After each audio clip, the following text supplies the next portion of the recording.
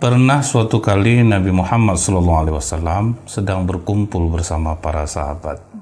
Jadi Rasulullah sedang duduk dengan para sahabat dan waktu itu di bulan suci Ramadan. Tiba-tiba sahabat melihat Rasulullah senyum sendiri.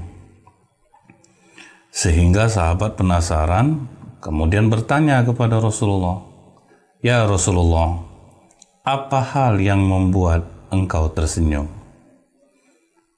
Rasulullah menjawab, "Diperlihatkan kepadaku hari kiamat.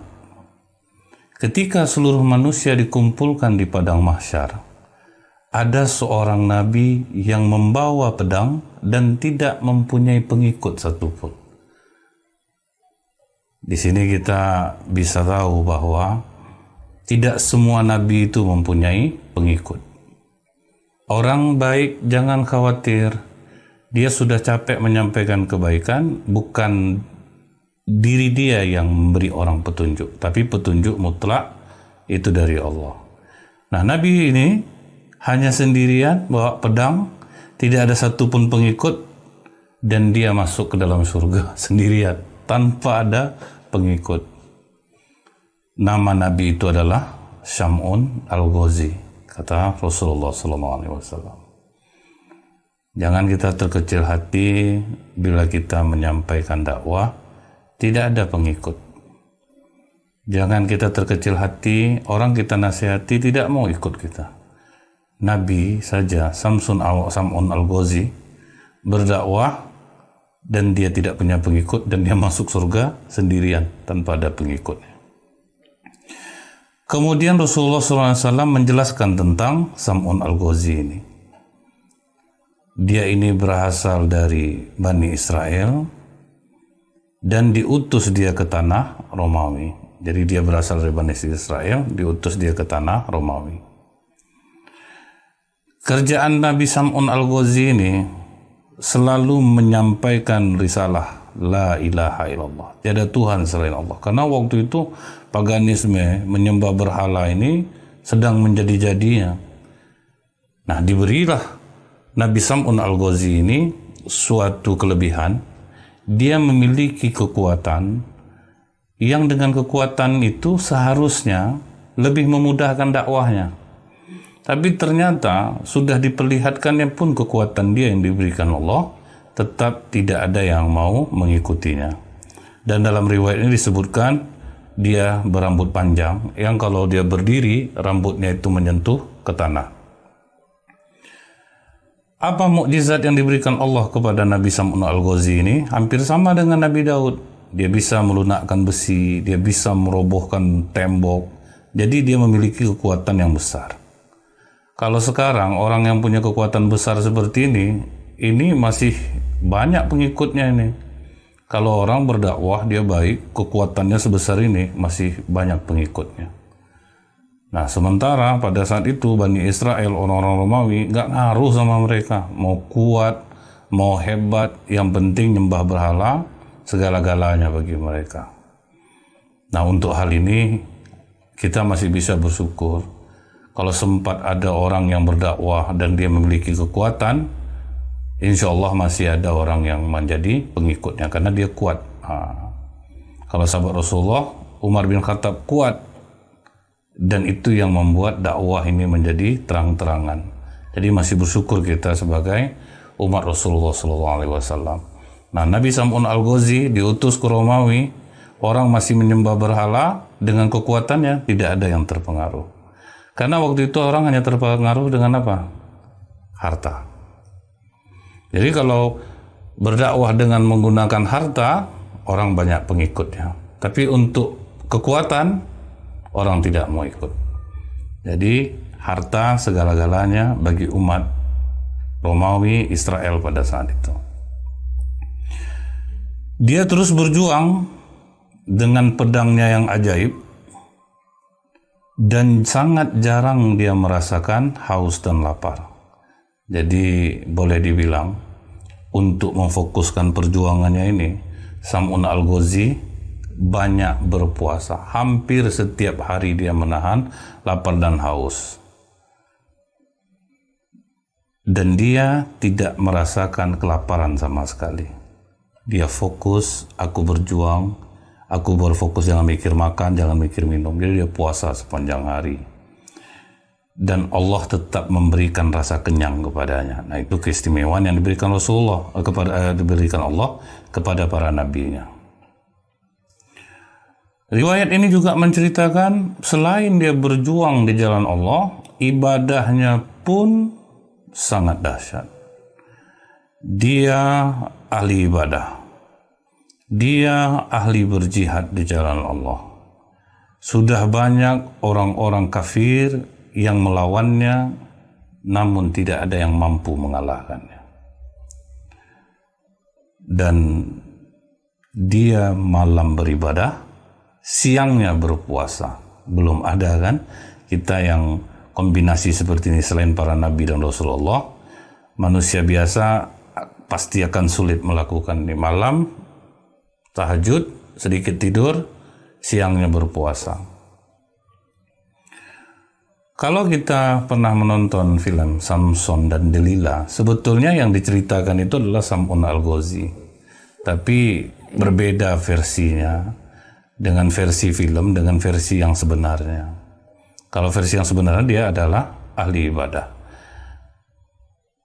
Datang pertanyaan orang, dari apa pedang Sam'un Al-Ghazi itu?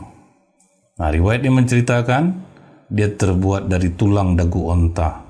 Jadi tidak panjang, pendek saja, tapi kekuatannya luar biasa. Jadi dia tulang dagu onta itu yang dijadikan pedang, ditajamkan, dan itu yang menjadi senjatanya. Dan dia tidak terkalahkan. Ini saya takutnya terdengar sama kolektor yang dicarinya pula dagu onta dibuatnya pedang macam Sam'un Al-Ghazi ini. Bisa jadi juga kalau ada objek penelitian, mana tahu dari dagu onta itu memang bisa dibuat pedang yang tajam. Ya, Allahu alam, karena pedang Sam'un Al-Ghazi ini terbuat dari tulang dagu onta. Berikutnya lagi, Raja Bani Israel saat itu ketakutan dia dengan Sam'un Al-Ghazi ini. Mereka itu sepakat, jangan kita lawan Sam'un Al-Ghazi, karena kita pasti kalah. Kalau dengan menggunakan kekuatan, kita pasti kalah. Apa jalan supaya kita bisa mengalahkan Sam'un Al-Ghazi? Dipikirkanlah oleh para orang-orang dekat raja. Akhirnya dapatlah satu ide. Kita sayembarakan. Siapa yang bisa menangkap Sam'un Al-Ghazi hidup-hidup dan dia lemah, maka akan kita berikan hadiah emas dan permata serta uang yang sangat banyak. Lihat, pancingannya adalah harta benda. Sampai sekarang pun orang kalau sudah dipancing dengan harta benda ini lewat semua. Susah. Orang jujur pun berkecimpung di dalam hal ini jarang yang lolos. Karena pengaruh kekayaan harta benda ini sejak dahulu memang ini yang dijadikan orang senjata. Dalam pemilihan anggota legislatif misalnya, ini ada pintar, cerdas, tapi nggak punya uang. Nah, yang satu lagi ini bodoh, tidak menyenangkan masyarakat banyak, dia hanya menyenangkan segelintir orang, tapi uangnya banyak. Tidak bisa kita pungkiri, yang menang tuh hampir mungkin 60-70% lah yang berduit, bodoh menang, daripada yang cerdas tapi tidak punya uang. Alangkah bagusnya dia punya niat baik untuk duduk, kemudian dia punya uang. Nah, ini lebih bagus, karena dengan kekuatan ini yang baik akan duduk jadinya. Jadi alangkah bagusnya, udahlah dia cerdas, punya pula duit. Nah, ini lebih bagus. Karena dengan uang ini bisa kita menarik orang kepada kebaikan, bisa menarik orang kepada keburukan. Jangan sampai salah arti, jangan sampai dikatakan saya mengatakan anggota dewan ini yang duduk semuanya bodoh. Tidak. Alangkah bagusnya, sudahlah dia berduit, cerdas pula dia. Kalau cerdas yang duduk, insya Allah aman. Tapi kalau yang tidak cerdas duduk, bahaya. Tunggulah kehancuran, kata Rasulullah, bila amanah dipegang oleh orang yang bukan ahlinya. Misal para ustadz nih, oh dia banyak jamaahnya, duduk dia jadi anggota dewan, belum tentu bagus. Bisa jadi hancur jadinya, karena itu bukan bidang dia. Makanya saya setuju ketika UAS tidak mau dicalonkan jadi wakil presiden. Karena beliau tahu itu bukan bidangnya. Orang yang cerdas dalam bidang itu ya silahkan. Karena ini banyak juga ustadz yang latah nih, dia tahu banyak jamaahnya, udah ceramah dia ke sana kemari, maju jadi anggota dewan, hancur dibuatnya. Karena itu bukan bidang dia. Raja akhirnya mencari cara, dapatlah satu ide lagi. Coba kita bujuk istri Sam'un Al-Ghazi untuk mencari tahu apa sebetulnya sisi kelemahan Sam'un Al-Ghazi ini. Panggil istrinya. Kau sayang enggak sama suami kau? Sayang, Raja. Kau tahu kan, suami kau tuh membuat kami takut. Iya, Raja, aku tahu. Aku ada tawaran untuk kau. Kalau bisa kau mengetahui sisi lemah Sam'un dan berhasil kau membuat dia lemah, kami berikan kau uang, perhiasan, permata yang banyak. Baru satu kali tawaran langsung diiyakan. Bersedia dia mengkhianati suaminya. Nah, ini bahaya bagi para istri. Kalau istri yang tidak soleha, dia akan mudah mengkhianati suaminya kalau ada orang yang menawarkan uang kepadanya. Tapi kalau istri yang soleha, jangankan itu suaminya dalam keadaan tidak ada pun dia siap mendampinginya. Jadi wanita ini bisa baik negara karena wanita, bisa hancur negara karena wanita. Wanita dijadikan sebagai simbol untuk melemahkan pria. Tapi wanita juga bisa menjadi tiang penyangga yang menguatkan perjuangan pria. Dalam riwayat ini dimanfaatkan, mau tidak mengkhianati suami kau? Akhirnya dia katakan mau. Bagaimana caranya? Diberikanlah pengikat yang kuat.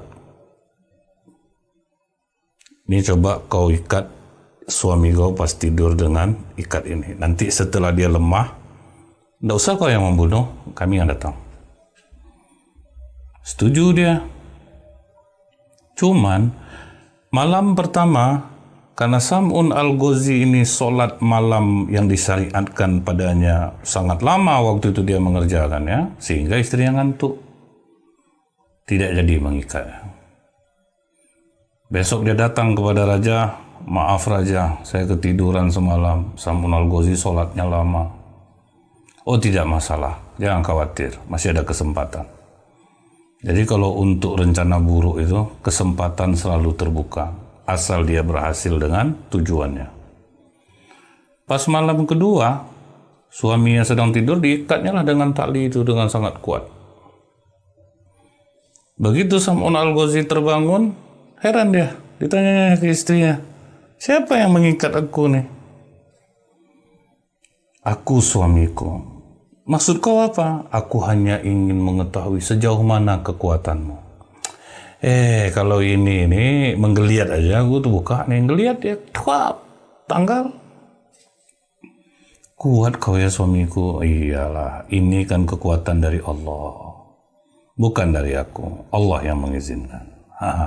Tetap membawa Allah. Ini kadang kita dipuji, kuat abang ya bang, ya lah abang dari muda rajin olahraga, langsung dia merasa bangga. Nah pada hari berikutnya, pas suaminya sedang tidur lagi, diikatnya lagi. dengan tali yang lebih kuat dari hari kemarin diberikan oleh raja. Pas besoknya dia terbangun, dia lihat, loh, ini kok terikat lagi? Kau lagi yang ikat aku, istriku? Iya, suamiku. Untuk apa kau ingin mengetahui sejauh mana kekuatanku? Istriku, apapun tidak akan ada yang mampu melemahkanku, karena kekuatannya dari Allah. Dia gerak sedikit tertanggal lagi. Akhirnya sang istri menggunakan cara merayu. Kalau diikat langsung tidak bisa, dirayu lah. Pandai dia untuk memang melumpuhkan hati suami itu, salah satunya memang dirayu. Kalau mau minta sesuatu itu harus pakai cara seperti di iklan, dibuatkannya teh dulu. Apa yang dia senangi itu yang dibuat dulu, jangan langsung minta-minta aja. Jadi harus pandai-pandailah cara meminta ke suami. Cara merayunya pun versinya harus berbeda-beda karena masing-masing orang beda. Nanti misalnya disebutkan nih, cara merayu suami itu, bang, kok ganteng abang sekarang ya bang ya, abang nih lembut orangnya sama istri. Belum tentu kepada semua suami bisa seperti itu. Kalau suami yang tidak biasa dirayu, lain lah kok nampaknya. Aku tahu rencana kok kalau udah macam ini kok ada aja keluar dibuatnya. Jadi ini hati-hati, beda-beda. Masing-masing istri terapkanlah sesuai dengan karakter suami masing-masing. Kalau enggak nanti gagal total, malu. Dirayu oleh istrinya nih. Aku kan sudah lama bersamamu. Masa kau tidak percaya dengan aku? Kalau memang kau cinta dengan aku, Sam'un, pasti kau tidak keberatan untuk menyampaikan apa yang menjadi kelemahanmu. Kalau diikat kamu nggak bisa bergerak tuh pakai apa gitu. Wahai istriku, aku ini diberikan kekuatan oleh Allah melalui rambutku yang panjang ini. Jadi kalau misalnya aku diikat dengan apapun, itu mudah aku untuk melepaskannya. Tapi kalau orang mengikat aku dengan rambut aku nih, aku tidak akan berdaya, istriku. Udah dapat dia rahasianya. Dapat dia rahasia kelemahan suaminya. Pas suaminya tidur, dipotongnya rambut suaminya cukup panjang, 4 helai, 4 helai, 4 helai, 4 helai. 4 helai dia ikat di tangan kanan, 4 helai di tangan kiri, 4 helai di kaki kanan, 4 helai di kaki kiri. Tapi dia ketakutan nih, betul enggak nih? Begitu Sam'un bangun, ditanyanya, kau mengikat aku dengan rambutku? Iya, aku hanya ingin mengetes apa betul kau bilang dengan rambutmu kau akan lemah. Berusahalah Sam'un untuk melepaskan ikatan itu. Namun sia-sia. Sam'un betul-betul lemah. Melihat Sam'un lemah, langsung dia sampai kepada raja. Dia katakan, wahai raja, aku telah berhasil mengikat Sam'un. Ternyata kelemahannya adalah rambutnya. Dia tidak bisa apa-apa sekarang. Pengkhianatan istri terhadap suami. Pada suaminya Nabi, istrinya berkhianat. Artinya suami tidak mempunyai tanggung jawab penuh dalam hal mendidik istri berhasil atau tidak. Nabi Lut istrinya berkhianat juga gara-gara harta. Nabi Nuh istrinya juga berkhianat padanya. Dibawalah dia oleh orang-orang kafir ini, di bawah perintah raja, diikat dia di tiang utama istana itu. Ditegakkan dia di sana, dan mereka tidak mau membunuh secara langsung. Apa yang mereka lakukan dalam riwayat ini disebutkan, dipotong kedua telinganya, dipotong bibirnya, jadi bibirnya dipotong, kedua tangan dipotong, kedua kaki dipotong. Dia disiksa, dibutakan kedua matanya. Mereka ingin supaya Nabi Sam'un Al-Ghazi mati secara perlahan-lahan, karena dia sudah banyak membunuh orang-orang yang menentang Allah. Dibuat dia menderita akibat pengkhianatan istri. Jadi para istri, jangan pernah khianati suamimu. Dalam keadaan apapun juga, sudilah mendampinginya. selama dia adalah orang yang soleh. Tapi kalau udahlah miskin, banyaklah perangainya, ganti baru daripada makan hati.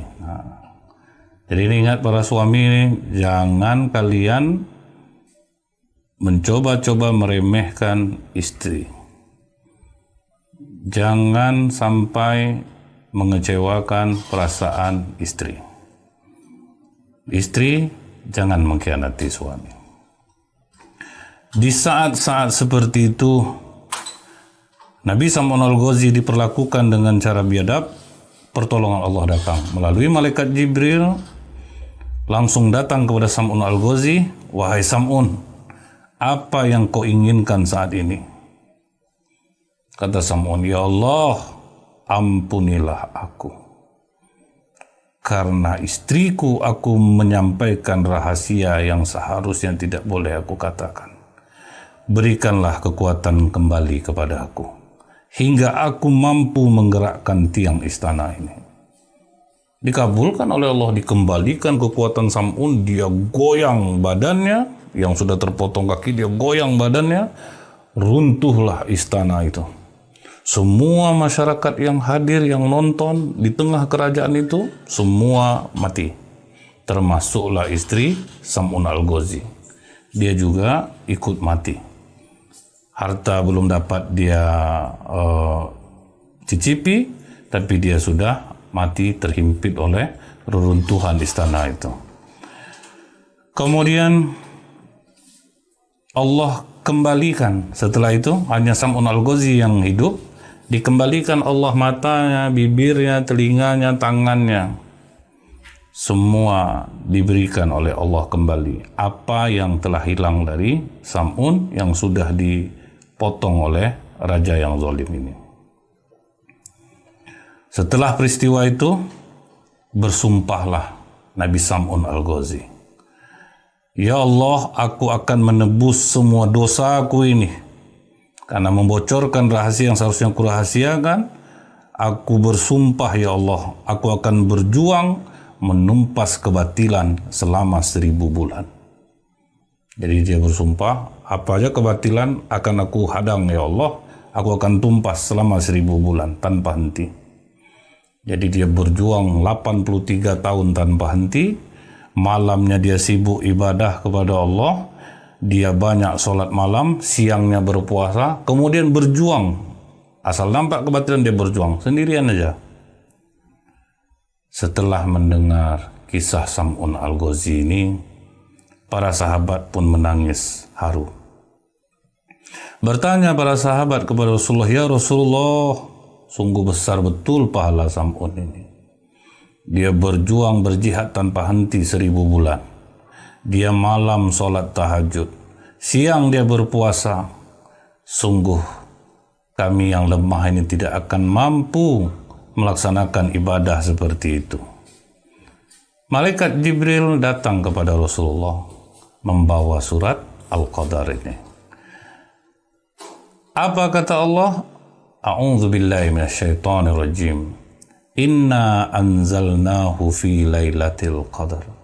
Sesungguhnya kami telah menurunkan Al-Quran pada malam kemuliaan. Wa ma adraka ma lailatul qadar. Dan tahukah kamu apa malam kemuliaan itu? Lailatul qadri khairum min alfi syahr. Malam kemuliaan itu lebih baik daripada 1000 bulan. Tanazzalul malaikatu warruhu fiha biizni rabbihi min kulli amr. Salamun hiya hatta matla'il fajr. Pada malam itu, malaikat-malaikat dan malaikat Jibril turun dengan izin Allah mengatur segala urusan. Dan malam itu penuh kesejahteraan sampai terbit fajar. Mendengar ini Rasulullah SAW mengatakan kepada para sahabat, buru Lailatul Qadar. Kalian hanya melakukan amalan 1 malam, dapatkan Lailatul Qadar itu, melebihi amalan yang dilakukan oleh Sam'un Al-Ghazi. Sam'un Al-Ghazi harus berjuang, berjihad tanpa henti 83 tahun, berpuasa sepanjang siang, kemudian malam dia beribadah, 83 tahun berjuang, sementara kalian buru malam Lailatul Qadar. Lebih kalian dapat daripada Sam'un Al-Ghazi. Nah, itulah sejarah dari malam Lailatul Qadar ini, yang itu membuat para sahabat senang dan bersemangat.